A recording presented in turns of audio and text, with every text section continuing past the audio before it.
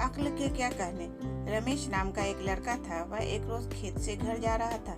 रास्ते में उसे एक घोड़े वाला मिला। घोड़ा देखकर रमेश का जी चाहा कि वह उसे खरीद ले। उसने घोड़े वाले से पूछा, क्यों भाई, इस घोड़े का क्या लोगे? घोड़े वाले ने कहा, इसके पूरे 100 रुपये लगेंगे। लड़का बोला, मेरे पास तो सिर्फ 50 रुपये हैं। घोड़े वाले ने कहा, दफा हो जाओ, यह घोड़ा है, गधा नहीं जो 50 रुपये में मिल जाए।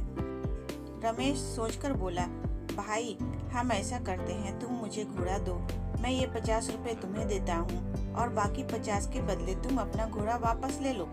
बात घोड़े वाले की समझ में आ गई। वह कोई नेक आदमी तो था नहीं। 50 रुपये और घोड़ा लेकर वह वहाँ से बेर कट के चल पड़ा। यहाँ रमेश भी बहुत खुश था। वह टिक टिक आवाज करता घोड़ा हाँकने का खेल खेलता हुआ अपने घर आया। घर पहुंचकर बोला, बापू बापू, आज मैंने एक घोड़ा खरीदा। पिताजी ने पूछा, कहाँ है घोड़ा?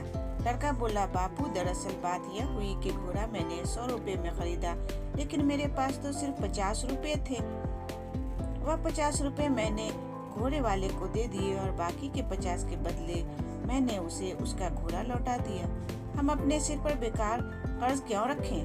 पिताजी ने कहा, वाह रे मूर्ख वाह, तेरी अक्ल के क्या कहने। मूर्ख हर जगह अपनी बेवकूफी का प्रदर्शन करते हैं।